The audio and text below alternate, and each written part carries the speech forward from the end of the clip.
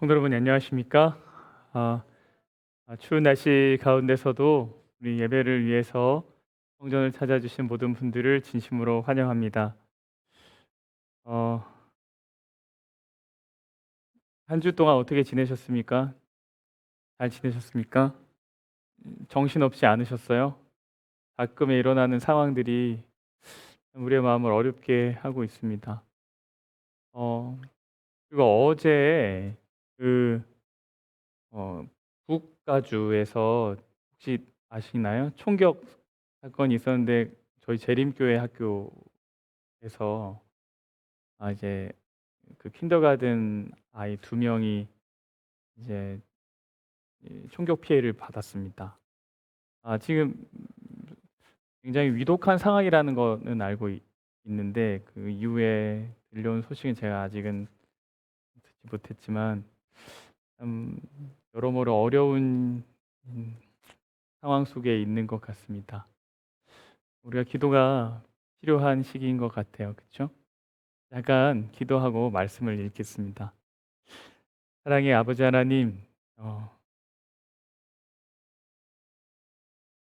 여러모로 하나님의 도움이 없이는 이 어려움들을 해결할 능력이 우리 안에 있지 않다는 것을 알게 됩니다. 하나님, 놀라고 어려움 속에 있는 이 어린 사랑스러운 아이들을 둔 그 가정과 그 지역과 그 학교를 기억하여 주시고, 하나님 그 아이들이 회복되게 하시며 그 가정이 주님의 능력으로 회복되게 하시고 그 지역이 다시금 아, 주님의 능력으로 온전케 되게 하여 주셔서 우리의 아픔들이 치유되는 역사가 있게 하여 주시옵소서. 하나님, 작금에 일어나고 있는 한국의 상황들이 우리의 마음을 어렵게 합니다. 어, 오직 하나님의 나라만이 희망이 있다는 것을 다시금 깨닫게 되고, 그러나 그 일들이 주님의 능력 안에서, 주님의 도우심 안에서 잘 해결되기를 우리가 기도하오니 우리의 대한민국 국민들 아무도 다치지 않게 하시고 이 문제가 잘 해결되도록 인도하여 주시옵소서. 예수님 이름으로 기도합니다. 아멘. 네, 이 마음이 좀 이렇게 힘들어서 기도를 먼저 하고 시작했습니다. 아, 어느새 이제 사사기 13장에 왔습니다. 음, 사사기에 등장하는 주요한 사사들, 활동의 내용이 많이 등장한 사사들을 우리가 흔히 대사사라고 하는데 그 대사사의 마지막입니다. 그 이제 삼손이고요. 삼손의 이야기를 끝으로 이제 사사기 이야기가 점점 이제 마무리가 되어 갑니다. 음, 이제 사사기가 끝나가니까 저는 이제 다음에 뭘 할까 벌써부터 이제 조금 고민하게 됩니다. 여러분, 그 삼손 그게 어떠 어떻습니까? 여러분에게 삼손이라고 하는 그 사사는 어떤 존재인가요? 어떻게 이해하고 어떻게 기억하고 계십니까?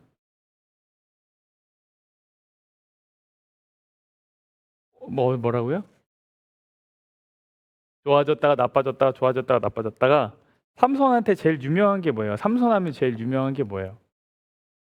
여자, 힘, 나실인, 또 뭐 머리카락이죠.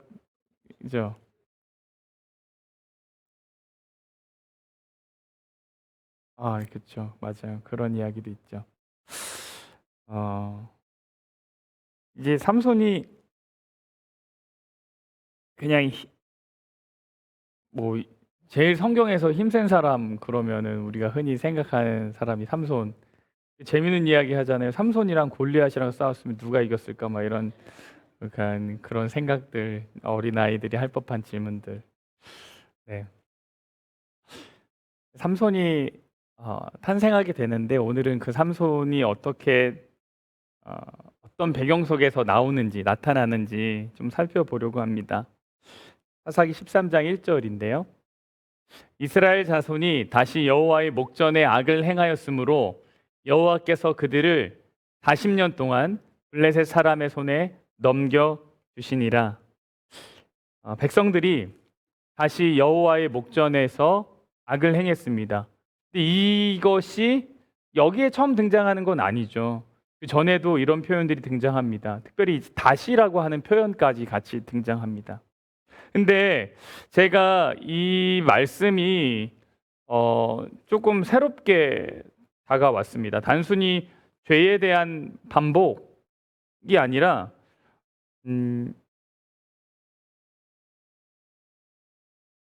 이 지금 사사기라는 배경이 점점 어디로 향해 가고 있냐면 하나님과 가까워지고 있나요? 시간이 지나면서 아니면 멀어지고 있나요? 멀어지고 있습니다. 그게 어디서도 나타나냐면 사사 캐릭터 자체 안에서도 나타납니다. 그러니까 처음에 등장했던 사사들과 비교해 볼 때 점점 이 사사의 영적인 영향력 그리고 어떤 도덕성 이런 것들이 점점 줄어들거든요. 그게 어디에서 가장 아래로 내려가냐면 삼손에게서 가장 아래로 내려갑니다.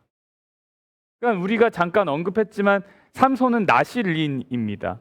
태어날 때부터 구별됐다고 한 존재인데 사사인 삼손이 그 나실인의 규정 세 개를 하나씩 다 어깁니다. 지킨 게 하나도 없어요. 그러니까 완전히 도덕적인 능력, 영적인 능력이 가장 이제 소위 말하는 타락한 상태. 그런 배경에서 사사기 13장을 읽으면 그냥 단순히 여호와의 목전에서 악을 행했다 이렇게 들리지가 않습니다. 여호와의 보기에 악을 행했다는 것, 이걸 뒤집어 이해하면 어떤 의미냐면 자기들의 보기에는 뭐하지 않았다는 얘기일까요? 악하지 않았다는 얘기입니다. 그러니까 어떤 행동이 하나님이 보기에 악했다 이런 표현이잖아요. 여호와의 목전에 악을 행했다. 하나님이 보시기에 악했다.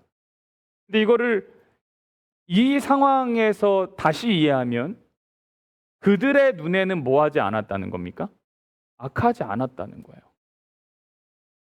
그러니까 이방 나라의 관습과 그들의 삶의 방식과 생각하는 방향과 그런 것들을 전혀 여과 없이 다 수용하고 받아들였던 시기가 지금 이 이스라엘의 시기입니다. 이것이 우리에게 알려주는 게 무엇인가 하면 여러분 아무리 내 눈에 괜찮아 보여도 뭐 할 수 있어요? 악할 수 있어요. 그러니까 하나님을 믿는 사람이라고 한다는 것은 내 눈에 괜찮아 보여도 이것이 하나님이 보시기에 괜찮을까? 하는 질문을 하는 사람들입니다. 그래서 그걸 가지고 하나님께 물어보고 기도하는 사람들이에요. 그러니 항상 무언가를 하기 전에는 기도해야겠다라고 하는 가르침을 지침으로 삼고 사는 사람들이 이제 믿는 사람들 그리스도인이거든요. 아무리 내 눈에 괜찮아 보여도 그것이 악할 수 있습니다. 흔히 우리가 양심에 대한 이야기를 하잖아요. 그리고 그 양심을 뭐라고 설명하냐면 하나님의 음성으로 설명할 때도 있어요. 그렇지 않습니까? 그러니까 여러분 양심의 소리에 귀를 기울이십시오. 이런 이야기. 그것에 순종하는 것이 하나님의 음성에 순종하는 것이다라고 우리가 이해하고 가르치기도 합니다. 맞아요. 양심은 하나님이 우리에게 말씀하시는 방법 중에 하나입니다. 그러나 그것이 곧 하나님의 말씀은 아닙니다. 우리가 이걸 잘 분별해야 합니다. 하나님은 양심을 통해서 우리에게 말씀을 하시기도 하지만 내 양심의 소리가 곧 하나님의 말씀의 소리는 아닙니다. 만물보다 부패한 것은 인간의 마음입니다. 지금 사사기의 이스라엘 백성들이 양심이 전혀 일하지 않는 시대를 살고 있습니다. 여러분의 마음의 시대는 어느 시대를 지나가고 있습니까? 여러분의 양심의 소리, 우리들의 양심의 소리가 정말 하나님의 소리인 것처럼 예민하고 어떤 일어나는 상황의 분별력을 가지고 있는 그런 양심의 상태인지, 아니면 양심이 일하지 않는 상태인지. 여러분, 그래서 어느 순간이나 기준이 개인이 되어서는 안 됩니다. 기준이 공동체가 되어서도 안 됩니다. 기준은 어디에 있냐면 하나님의 뜻에 있습니다. 하나님이 기준이 되어야 됩니다. 우리는 공동체가 결코 기준이 될 수 없다는 사실을 역사적으로 보았습니다. 우리의 눈으로 선과 악이 결정된다면 내 기준이 선과 악을 결정하는 것이다. 내 양심이 선과 악을 결정하는 것이다. 그렇다면 유대인 학살이 잘못되었다고 누가 말할 수 있겠어요? 그 사람들은 양심에 따라 행동했습니다. 양심에 따라 행동했어요. 이것이 정말 옳고 바른 일이라고 생각했어요.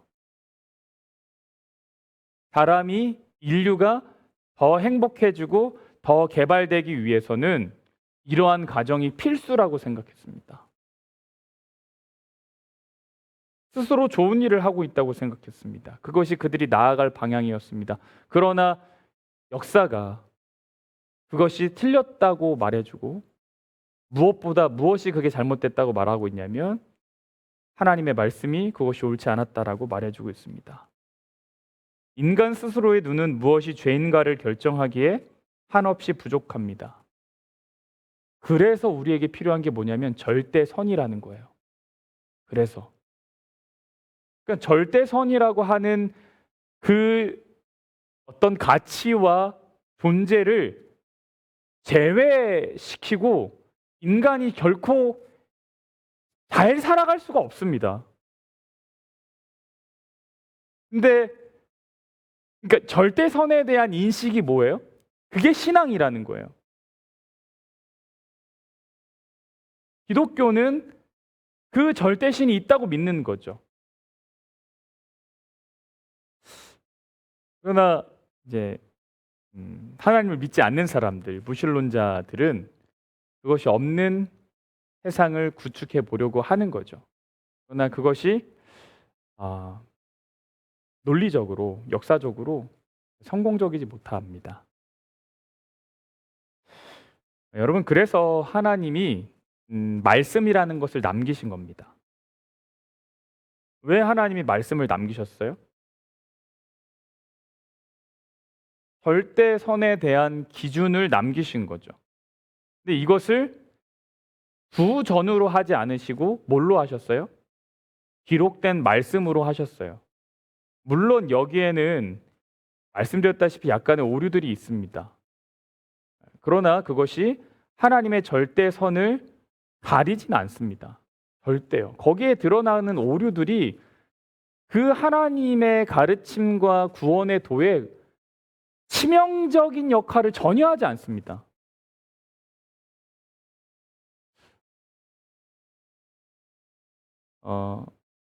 여러분 아마 이 이야기를 다 아실 텐데, 부자와 나사로 이야기입니다. 누가복음에 등장하는 부자와 나사로 이야기인데, 부자는 매일 뭐 했습니까? 잔치를 벌였습니다. 귀족들이 입는 자색 옷을 입고 항상 잔치를 베풀었습니다. 그 잔치는 누구를 위해 베풀었습니까? 그냥 자기 신나려고 베풀었습니다. 근데 그 집 앞에 누가 있었냐면 거지, 나사로라 이름하는 거지가 있었죠. 그 사람은 항상 먹을 것이 없어가지고 배가 골았던 사람. 그래서 그 집 앞에 있었던 이유는 뭐예요? 버려진 것 어떻게라도 한번 얻어 먹어보려고 있었던 거예요. 그런데 둘이 어느 날 동시에 죽게 됩니다. 그리고 부자는 이제 우리가 흔히 이야기하는 불타는 곳으로 가고, 나사로는 아브라함 품으로 갑니다. 이거는 실제 있었던 일이 아닙니다. 이거는 이야기일 뿐입니다. 당시에 있었던 사람들이 이야기했던 동화 같은 이야기들을 예수님이 가져오셔서 설명하시는 거예요. 지옥이 있다라는 설명을 하시려고 하는 게 아닙니다. 너희가 마땅히 이웃을 돌봐야 된다는 이야기를 하기 위함이었습니다. 근데 그 안에 대화 가운데 아주 중요한 교훈 하나가 있습니다. 부자가 이제 아브라함 품에 있는 나사로를 보고 이야기합니다. 아브라함이여, 내가 여기가 너무 뜨거워서 살 수가 없으니 좀 물을 이렇게 찍어가지고 내 혓바닥에다가 좀 주십시오. 그러면서 막 대화를 해요. 그러니까 이제 불타는 지옥이라고 하는 공간과 이제 하늘이라고 하는 소위 말하는 그 천국이라는 공간에서의 서로 마주보고 대화하는 일이 지금 일어나고 있습니다. 그러니까 이거는 실제는 아니라는 게 분명한 거죠. 그런데 그때 이 부자가 무슨 제안을 하냐면 내가 여기 있는 게 너무 고통스러우니까 아직 살아있는 내 가족은 여기 안 왔으면 좋겠습니다라는 이야기를 해요. 그래서 뭘 얘기하냐면 나사로를 살려가지고 우리 가족한테 좀 보내주십시오. 그러면 그 사람들이 들을 거예요. 이렇게 얘기해요.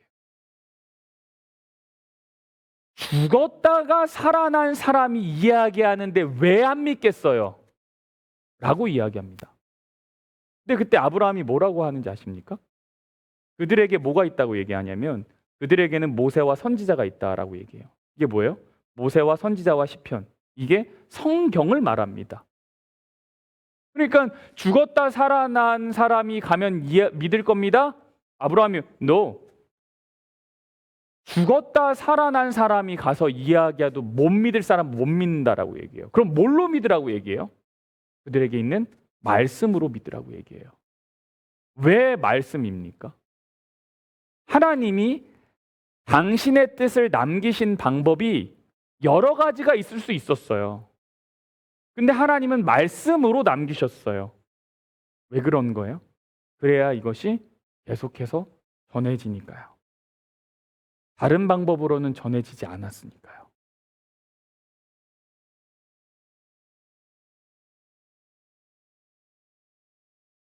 우리에게 절대선이 필요하다는 것이 하나님의 말씀을 통해서 계속해서 증거되고 있습니다. 말씀이 우리의 기준이 되어야 된다는 겁니다. 다시 사사기 시대로 돌아오면 이 사람들은 자기가 좋아할 대로 그냥 살았습니다. 이것이 잘못인지 아닌지도 모르고 살았습니다. 그래서 나온 결과가 뭐예요? 40년 동안 블레셋 사람의 손에 넘겨진 겁니다. 40년이라는 기간은 사사기에 등장하는 가장 오랫동안 고통받았던 기간입니다. 다른 사사들 경우는 8년, 18년, 20년, 7년, 18년 요 정도 기간이에요. 그들이 미디안한테 20년 고생받았다. 암몬한테 7년. 이런 식으로 나오는데 40년은 가장 긴 기간입니다. 블레셋이라고 하는 이 나라는 삼갈 이야기 사사기 3장에서 처음 등장합니다. 이때 삼갈이 블레셋 사람 600명을 소모는 막대기로 다 죽였고 그 다음에 입다 때 이스라엘이 블레셋 사람들의 손에 넘겨지긴 했었지만 가장 입다와 그의 사람들을 괴롭게 했던 건 암몬 자손이었지 블레셋은 아니었습니다. 근데 이제 블레셋이 이제 등장하는 거예요. 그러니까 이 이스라엘 사사기 역사 동안 주변에 있는 수많은 나라들이 진짜 다 이스라엘을 어렵게 하고 있었던 겁니다. 그래서 이제 삼손 시대부터 블레셋과 이스라엘의 본격적인 갈등이 시작됩니다. 그리고 이 갈등이 언제까지 이어지나요? 여러분이 아는 블레셋 사람 유명한 사람 누가 있어요? 블레셋의 장군 골리앗. 그렇죠. 그럼 어디까지 가는 거예요? 다윗 시대까지 가는 거예요. 네. 이때 시작된 블레셋과의 갈등이 끝나지가 않습니다. 계속 이어집니다. 사무엘 시대를 거쳐서 사울 시대를 거쳐서 다윗까지 갑니다. 그래서 나중에 우리가 살펴보겠지만 이 표현이 이런 표현이 나와요. 하나님이 삼손을 통해서 이스라엘을 구원하기 시작했다 그래요. 구원했다라고 말하지 않습니다. 시작했다. 이것이 언제 끝나냐면 끝나지 않아요. 이거는 다윗 시대에 가서 그나마 정리가 되는 겁니다. 블레셋 사람들은 1200년 무렵 BC 기원전 1200년 무렵에 해양 민족으로 알려져 있고요. 그들은 에게해, 그러니까 그리스랑 터키 사이에 있는 에게해 쪽에서부터 이주해 와서 가나안 접경 지역에 정착했다고 보여집니다. 거기 이제 유명한 5개의 도시가 있습니다. 아스그론, 아스돗, 에글론, 가드, 가사, 이렇게 유명한 5개의 해양 도시들이 있습니다. 삼손 시대가 이 5개의 도시가 건설되고 이 블레셋이 팔레스타인 지역, 그 가나안 지역의 영역을 막 세력을 확장하던 시기입니다. 이들이 가지고 있었던 특징이 뭐냐면 철기 문명이에요. 그래서 가나안, 이 팔레스타인은 아직 청동기 문명 때입니다. 블레셋은 철기입니다. 철기랑 청동기랑 싸우면 누가 이기죠? 철기가 이깁니다. 청동이 약합니다. 그러니까 이스라엘보다 무기에 있어서도 굉장히 앞서 있었습니다. 이 사사기 13장에 아주 독특한 특징이 있습니다. 그 전에 등장하지 않았던 패턴입니다. 이게 뭐냐면 지금까지는 항상 사사가 등장할 때 무엇이 있었냐면 이스라엘 백성의 부르짖음이 있었습니다. 부르짖으면 그럼 하나님이 사사를 준비하셨어요. 그런데 사사기 13장에서는 부르짖음이 없습니다. 이것이 우리에게 말해주는 것이 뭘까요? 40년이라는 긴 시간 동안 블레셋의 통치를 받고 그런 상태를 너무나 당연하다고 여겼다는 거예요. 그러니까 뭐냐면 이스라엘이 블레셋 문화와 종교에 완전히 동화돼가지고 그들이 받고 있는 억압에서부터 부르짖는 것조차 하지 못하는 상태, 완전히 영적으로 무너진 상태라는 겁니다. 그러니까 여호와 보시기에 악하지만 그들이 보기에 뭐한 거예요? 악하지 않은 거예요. 이게 왜 잘못됐어? 이렇게 살면 안 됩니다. 하나님 이렇게 예배하면 안 됩니다. 왜 이게 잘못된 거야? 이것도 괜찮지, 저것도 괜찮지. 그렇게 살고 있었던 사람. 그래서 뭐도 안 해요? 기도조차 하지 않아요. 하나님 살려달라고 말하지도 않아요. 여러분 이 상태가 행복한 상태인가요? 행복이 모르는 상태인 거죠. 그래서 이스라엘의 영적 상태가 지금까지 중에 가장 심각한 상태라고 볼 수 있습니다. 하나님께 부르짖는 것조차 할 수 없는 상태. 우리들의 마음의 상태는 어떤가요? 여러분은 어떤 부르짖음을 가지고 계십니까? 요즘 하나님께 간절히 기도하는 기도의 제목이 있으십니까? 진짜 이거는 하나님이 아니면 안 된다. 하나님 좀 도와주십시오. 하는 기도의 제목이 있으십니까? 그때 소라 땅의 단지파의 가족 중에 마노아라고 하는 이름하는 사람이 나타납니다. 소라 땅의 단지파의 가족 중에 마노아 이름하는 자가 있더라. 갑자기 나타나요. 근데 그 아내가 임신을 못해서 출산하지 못했습니다. 근데 이 상황이 이런 거예요. 이스라엘 백성들에게 출산이라고 하는 건 단순히 종족 번식이 아니죠. 출산이라고 하는 건 뭐예요? 하나님으로부터 오는 축복, 그리고 메시아에 대한 기대, 하나님이 그들에게 주신 사명을 성취하는 길. 근데 임신하지 못했다, 이 얘기는 뭐냐면 지금 이스라엘의 상태랑 동일한 거예요. 네. 근데 여호와의 사자가 그 여인에게 나타났습니다. 그리고 그에게 이르시되 보라, 너가 본래는 임신하지 못해서 출산하지 못하지만 이제 임신하여 아들을 낳을 것이다 라고 얘기합니다. 그리고 무엇을 해야 될지 알려줍니다. 너는 삼가 포도주와 독주를 마시지 말며 어떤 부정한 것도 먹지 말지니라. 보라, 내가 임신하여 아들을 낳으리니 그의 머리 위에 삭도를 대지 말라. 이 아이는 태에서 나옴으로부터 하나님께 바쳐진 나시림이 됨이라. 그가 블레셋 사람의 손에서 이스라엘을 구원하기 시작하니라 자신이 여호와께 부르짖을 수조차 없는 상태인데 갑자기 등장하죠. 이 얘기가 뭐냐면 구원의 주체는 전적으로 누구라는 얘기예요? 하나님이라. 구원은 항상 누가 먼저 시작합니까? 하나님이 시작합니다. 우리가 도와달라 그래서 하나님이 시작하는 게 아니에요. 하나님은 항상 레디예요. 항상 레디예요. 그리고 때로는 우리가 정말 우리는 이스라엘은 지금 이걸 모릅니다. 그러나 이미 구원은 이루어지고 있습니다. 여러분, 내가 깨닫지 못하더라도 하나님이 나를 위해서 무엇인가 일하고 구원을 계획하고 계시다는 것을 믿는 믿음의 눈이 우리에게 있길 바랍니다. 그거를 볼 수 있는 눈이 있으면 좋겠습니다. 나실인이라고 하는 거는 구별하다라는 의미입니다. 근데 여기 되게 중요한 개념이 있습니다. 이게 태에서 나옴으로부터 하나님께 바쳐진 나실임이 된다라는 거예요. 삼손이 스스로 구별했습니까? 아니죠. 그럼 누가 구별했죠? 하나님이 구별하셨어요. 스스로 구별한 것이 아니에요. 스스로 구별을 하는 것이 쉬워요? 구별됐다고 믿고 구별하기 시작하는 것이 쉬워요? 뭐가 더 쉬운가요? 둘 다 어려워요? 사실 둘 다 어렵죠.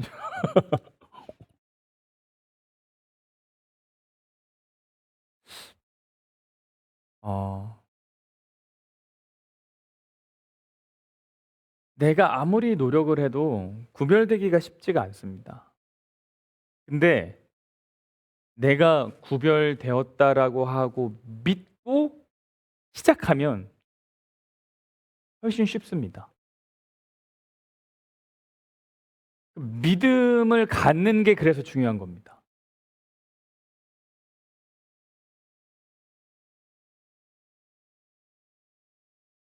세 가지를 멀리 했어야 됐는데요.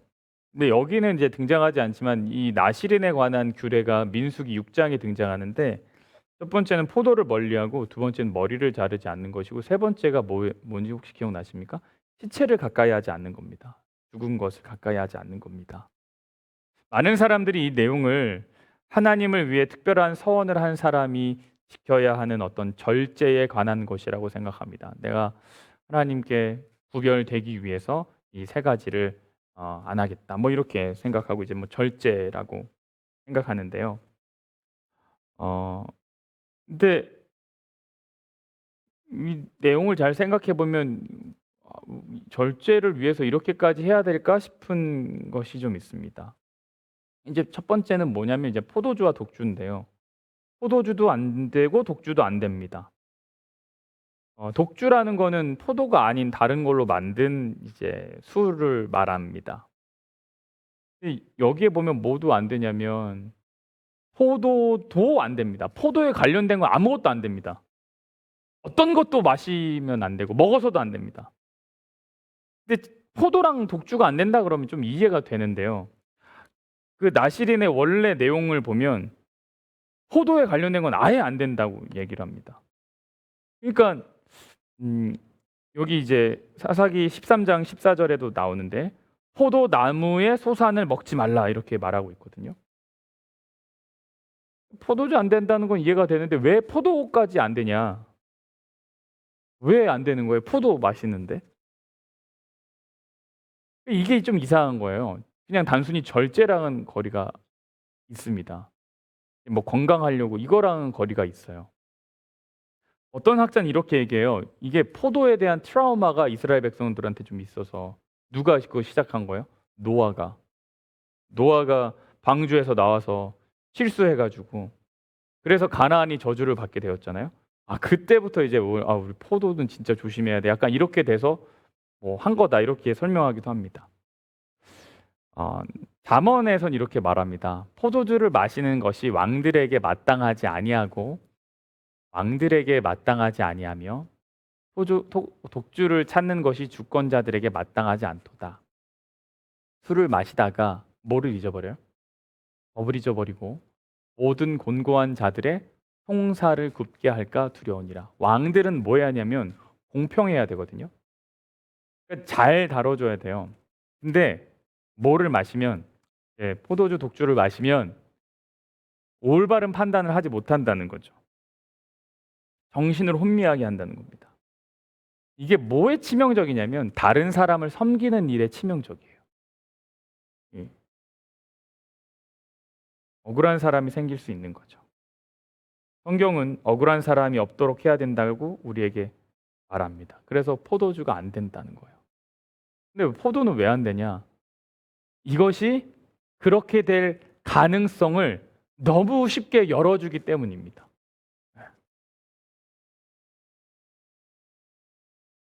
그러나 여전히 조금 그래요. 왜 포도도 안 되나? 이게 단순히 절제에 대한 문제인가? 그렇죠?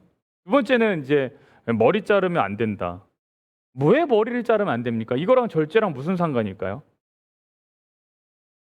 뭐 좀 단정하게 하려고 하는 거면 잘라라고 해야 되잖아요. 자르지 말라고 합니다. 이 나실인이 이제 나자르라는 말인데요. 이게 레위기 25장 5절에도 나옵니다. 내가 거둔 후에 자라난 것을 거두지 말고 가꾸지 아니한 포도나무가 맺은 열매를 거두지 말라. 이게 가꾸지 아니한 포도나무, 이게 나자르입니다. 이게 나실인이에요. 가꾸지 않은 포도나무가 나실인입니다. 그러니까 안식년에 포도나무를 가꾸지 않는 거예요. 그러니까 안식년에 아무것도 과실을 안 가꾼다는 것은 무슨 의미냐면 이거는 누구 거라는 거죠? 하나님 거라는 겁니다. 하나님께 속했다라는 말입니다. 그래서 나실인의 머리에 손을 대지 않는 것은 그 사람이 사람의 소유가 아니라 누구의 소유라는 거예요? 하나님의 소유라는 겁니다. 여러분, 이스라엘 백성들은 머리를 자르는 일종의 지침도 있었어요. 약간의 지침, 가이드라인. 그게 뭐예요? 머리털을 뭐 하지 않아요? 밀지 않아요. 왜 밀지 않았을까요? 애굽 사람들이 밀었거든요. 애굽 사람들 머리를 밀었어요. 그러니까 뭐 하지 않아요? 밀지 말으라고요. 뭐예요? 구별돼야 되니까. 그 사람들이랑 달라야 되니까. 근데 뭐 하지도 말래요? 길게 하지도 말래요. 그냥 잘 다듬어야 돼요. 이스라엘 백성들은. 근데 나시리는 뭐예요? 머리를 길러야 돼요. 길러야 돼요. 그러니까 뭐냐면 이스라엘 백성과도 구별돼야 돼요. 그러니까 나시린이 지나가면 누구나 다 알아요. 저 사람은 어떤 사람이다? 나시린이다. 다시 무슨 얘기예요? 저 사람은 하나님께 속한 사람이구나. 모두가 하나님께 속했지만 특별히 구별하는 거예요. 철저하게 구별되는 거죠. 가꾸지 아니한 포도나무에 손을 대면 그것이 하나님이 아니라 사람에게 속했다라는 의미가 됩니다. 그 얘기는 하나님으로부터 끊어진다라는 말이에요. 그래서 민수기 6장 7절에는 이렇게 얘기합니다. 자기 몸을 구별하여 하나님께 드리는 표가 그의 어디에 있어요? 머리에 있다. 이렇게 이야기를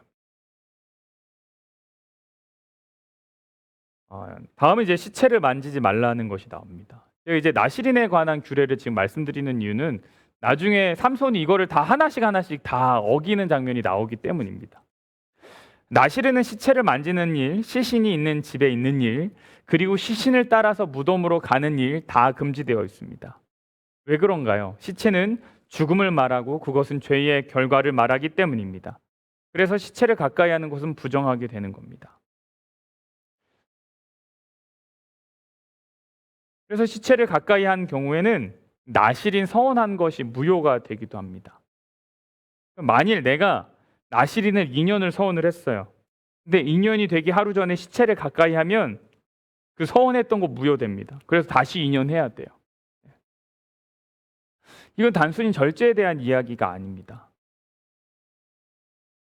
이건 철저하게 내가 누구에게 속해 있는가를 분명하게 하는 과정입니다.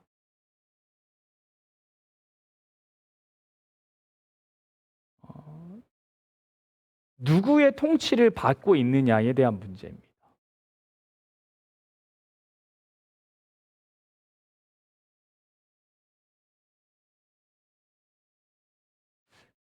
이 내용에 대해서 이제 사사기 13장의 내용을 이렇게 보는데 마노아가 이런 질문을 합니다. 이제 그 내용은 사실 이래요. 이 참 재밌는 게 삼손의 어머니 이름은 절대 등장하지 않습니다. 아빠 이름은 나옵니다. 마노아. 엄마 이름 나오지 않습니다. 근데 하나님은 누구에게만 나타나는지 아십니까? 엄마에게만 나타납니다. 마노아는 그걸 맨날 보고 싶어요. 못 봐요, 근데. 네. 이 엄마한테 하나님이 사자가 나타나서 너 이제 임신할 거다 이렇게 얘기했더니 이걸 이제 믿음으로 받아들이고 설명을 해요, 마노아한테. 근데 마노아가 그거를 믿지를 않습니다.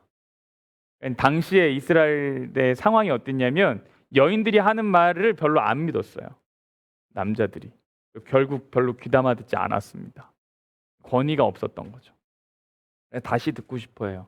근데 하나님이 마노아한테 안 나타납니다. 여호와의 사자가 여인한테 또 나타납니다. 여인이 마노아한테 가서 나타났다 해서 불러옵니다. 그리고 어떻게 기를까요를 물어봐요. 하나님, 이 아이를 어떻게 기를까요? 이게 이제 마노아가 하는 질문이었어요. 여호와의 사자가 뭐라고 얘기하냐면 이미 네 아내한테 다 말했다. 이렇게 얘기를 해요. 근데 제가 이 마노아의 질문이 참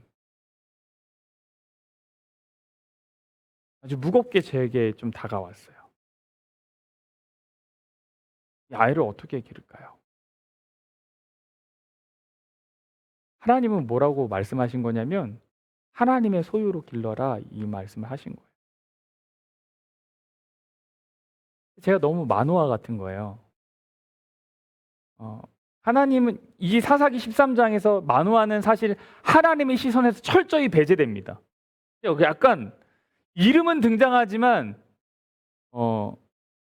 좀 관심 받게 대상이에요. 하나님에게 있어서. 오히려 이름 없는 여인이 하나님은 되게 귀해요.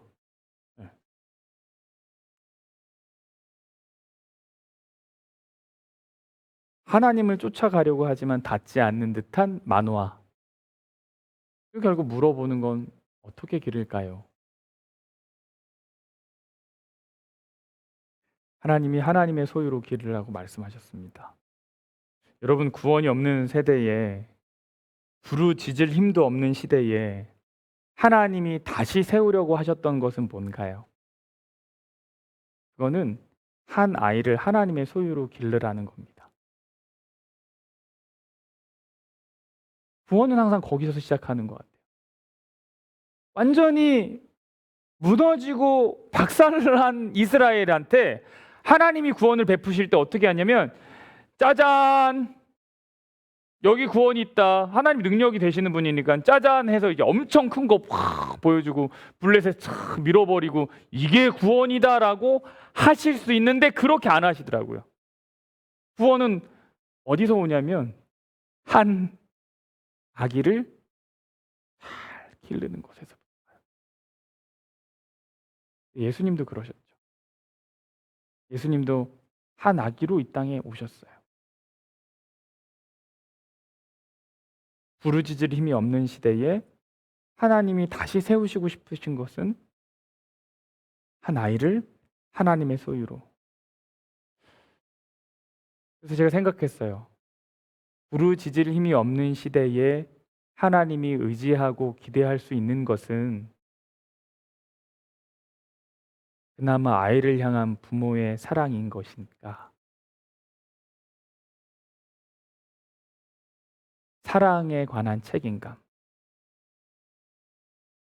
여기에 그나마 희망이 있는 것은 아닐까라는 생각을 하게 되었습니다. 여러분, 여러분의 가족에게, 여러분의 이웃에게 여러분은 어떤 마음을 가지고 계십니까? 그들이 부르짖을 힘조차 없을 수도 있어요. 그들의 보기에 무엇이 옳고 그른 것인지 구별할 능력이 없을 수도 있어요. 근데 그때 하나님은 다시 구원의 역사를 시작하시고 싶으신데 그것은 화려한 것이 아니라 대단한 것이 아니라 철저하게 하나님의 소유로 구별하는 일, 그 책임감과 그 사랑, 그 작은 것이 시발점이 되어서 하나님의 구원의 꽃이 피기 시작한다는 것입니다. 여러분은 오늘 우리의 마음에 여러 가지 울림과 질문들이 있을 줄 압니다. 혹시 부르짖을 힘이 없으신 분들에게 하나님의 구원이 이미 우리에게 임했다고 꼭 말씀드리고 싶습니다. 그리고 그것을 꽃 피우는 건 아주 작은 것에서부터 시작한다는 겁니다. 우리가 한 주 동안 구별하는 일을 잘 깊이 생각하고 우리 안에도 그 하나님의 구원의 이야기들이 다시 새롭게 시작되기를 간절히 바라면서 말씀을 마치겠습니다.